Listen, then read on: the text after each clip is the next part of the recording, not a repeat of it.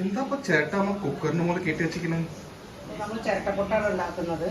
അതിന് ആദ്യം ഇതാണ് ചിരട്ടപ്പൊട്ട് എന്ന് പറയുന്ന സാധനമാണ്. പണ്ടൊക്കെ ഞങ്ങൾ നാട്ടിൽ ചിരട്ടപ്പൊട്ടാണ് ഉണ്ടാക്കിയിരുന്നത്. അത് നമ്മൾ തേങ്ങ ഇടുന്നു, വേഗാവും. അല്പം പൊടി നനച്ച് വെച്ചിട്ടുണ്ട്, അരിപ്പൊടിയാണ്, അത് ഇടുന്നുണ്ട്. നമുക്ക് സാധാരണ പൊട്ടുപൊടിയല്ല, നമ്മളിത് വീട്ടിൽ പൊടിച്ചുണ്ടാക്കിയത്. ഒരല്പം തേങ്ങ കൂടി ചേർക്കും. അതുകൂടെ ആവി വരും.